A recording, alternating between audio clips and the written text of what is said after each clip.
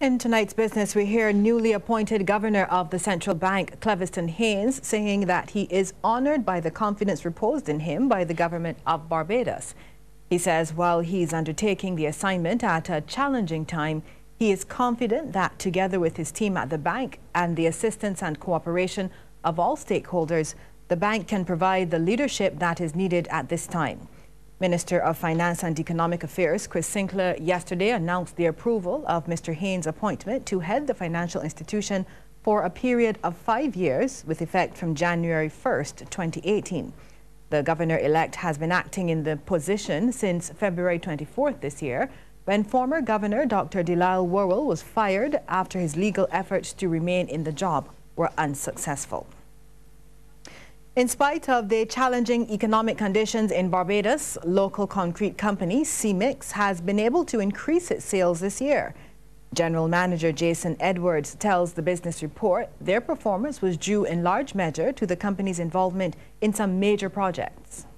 We saw a downturn in some sectors of our market, but we were fortunate enough to be involved in some of the larger projects that were going on throughout this year.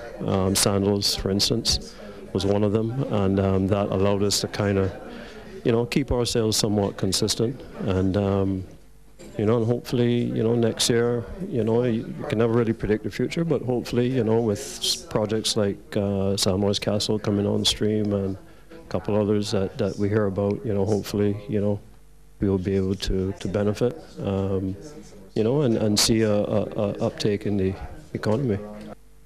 Mr. Edwards says business slowed around the middle of the year, and this may have been due to the introduction of the National Social Responsibility Levy.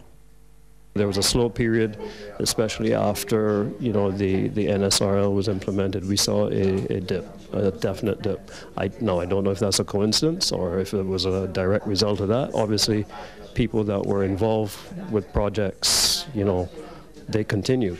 They started something, they want to finish it.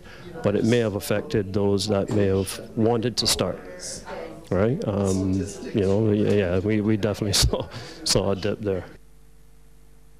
Well, let's take a look now at how stocks traded on selected exchanges across the region. We get started in Jamaica, where Wasinco Group Limited was the volume leader with 5,090,376 units, and they were followed by JMMB Group Limited and Cable and Wireless Jamaica Limited.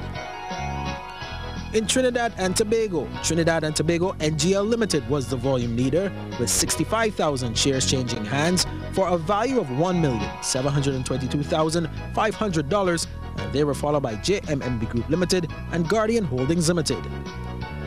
And right here in Barbados, the Insurance Corporation of Barbados Limited was the volume leader, trading 7,356 shares at $3.70 each. And they were followed by Bico Limited and Sagicor Financial Corporation Limited.